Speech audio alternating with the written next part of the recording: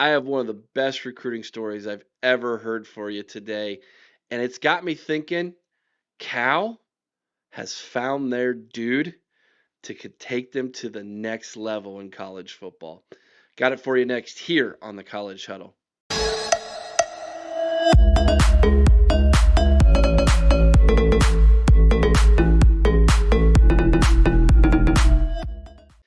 87 independent podcasts from coast to coast, and you've landed right here on the mothership on YouTube for The College Huddle. Check out the website, thecollegehuddle.com.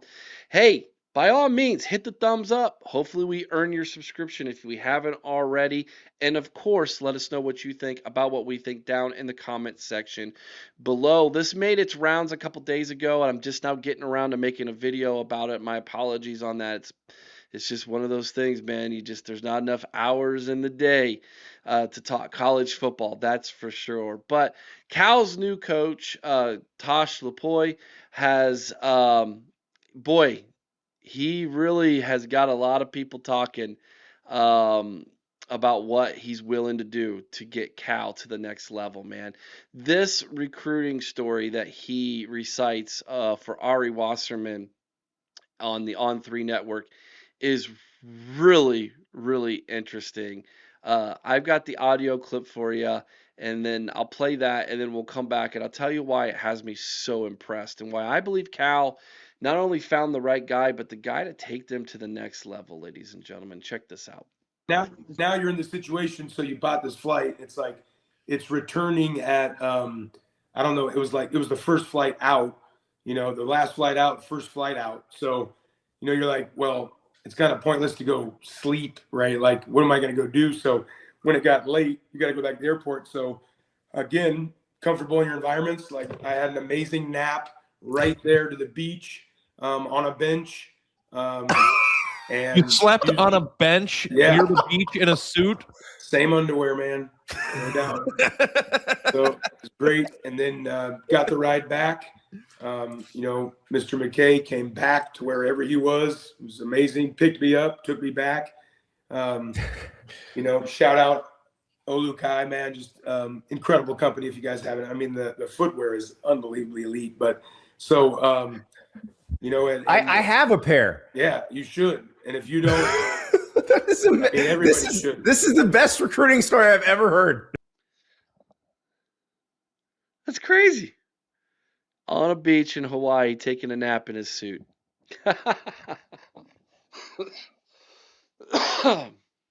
Wow. The things, like, I know college football coaches are crazy.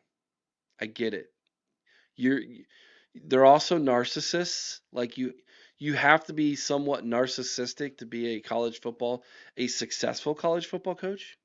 You have to be crazy. You have to be willing to sacrifice everything in order to be elite in college football. I'm complaining about there not being enough time to make college football content. This dude is out here recruiting literally his pants off, sleeping, getting hey man, you got 30 minutes for a nap. That's what you're going to get today. If you don't take it, you're not going to get any sleep. I'm on a bench on a beach in Hawaii. I'll sign me up. I'll take that nap. Dude, that's insane, man.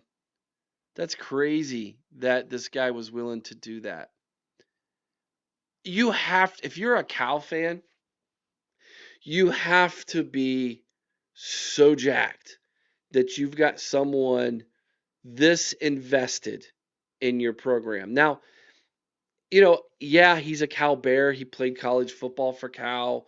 It's his alma mater. He started coaching 3 years after he graduated from Cal as a defensive line coach for Cal for 4 seasons from 2008 to 2011. Now he's back.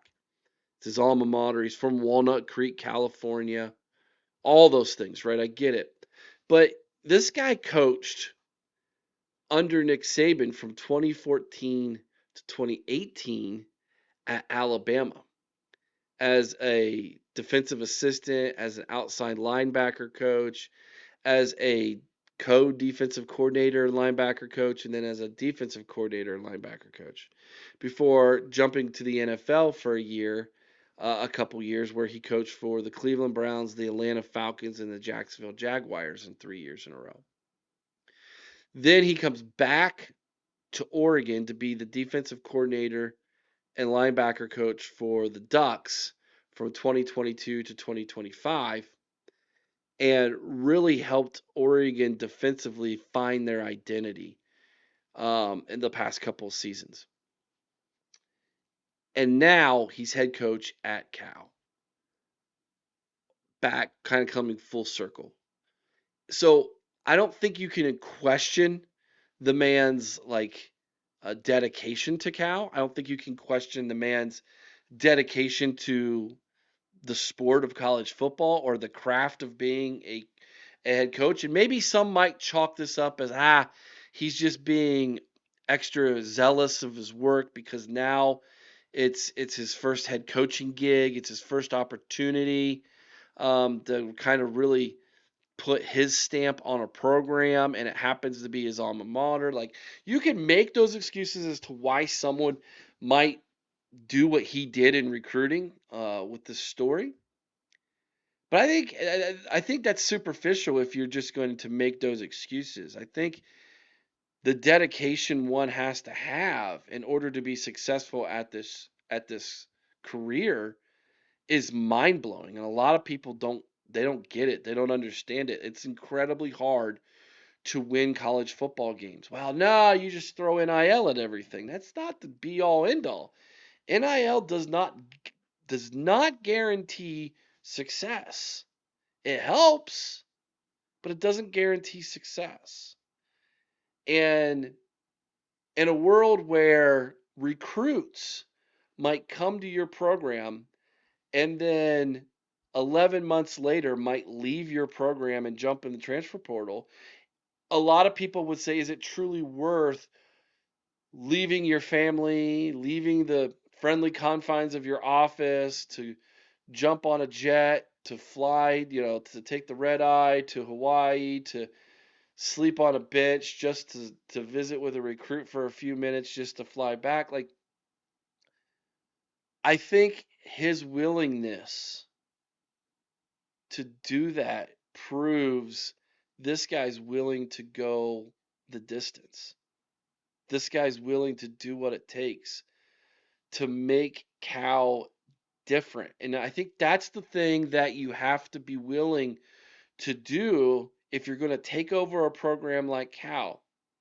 I mean, everybody talks about Indiana now, right? Like, that's just happens to be what everybody brings up first.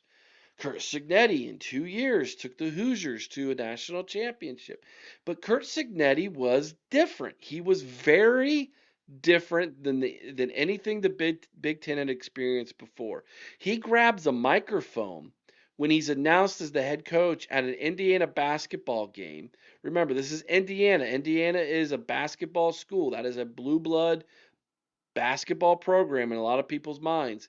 He grabs a microphone and proclaims that rival Purdue and then the two big dogs in the Big Ten, your blue chip programs in Michigan, Ohio State, that they both suck. That was his introduction to Indiana fans. And then 2 years later, what's he do? He's already beaten Michigan, who won the national championship the year before when he got the job. And then he beats Ohio State, who was the one team who beat him next to Notre Dame in 2024. He beats them in 2025, and he goes out and wins a national championship. That takes stones. You got to be different in this profession. You have to have a confidence that you're the best. It's narcissistic. It really truly is. And I'm not calling Tasha a narcissist here. But I'm saying he's different. And that's what it's going to take to make Cal successful. Cal is not in a good situation. You're in the ACC. You're traveling east a ton to play football. And Cal's been decent. Cal's been a good program. But that being decent and being good is not what this guy has in his mind. He wants to be elite. He is used to Alabama. He's used to Oregon. And he's got to instill that same confidence and same belief, not only in the fan base and not only in the donors, but in the players and future players, to believe that Cal is going to be different. Why not us, right? This story to me is a perfect example on why college football is so great, because in no other sport can you fire a coach, hire a coach, and have that much confidence and excitement turn over that quick. All from just one guy saying, I'm different. I'm elite. I'm willing to do what no one else does, and I'm better than everybody else. That's my thoughts. I thought it was a great story. I think it got me thinking. I think Cal found the right guy. I do. That is a great hire for them. Does it automatically translate to wins? No, it doesn't. But I'll tell you this much, I'm not so sure the guy's going to be outworked. That's for sure. I mean, I'm going to Hawaii. The last thing I'm doing is taking a nap on a bench. That's for sure. But I guess if you're going to have to take a nap, that's not a bad place to take a nap. Am I right? Let me know what you all think down in the comment section below. Thanks for clicking on the video. Make sure you hit the thumbs up. Make sure you're subscribed. We'll be back with more college football content for you right here on the College Huddle. Take care, everybody.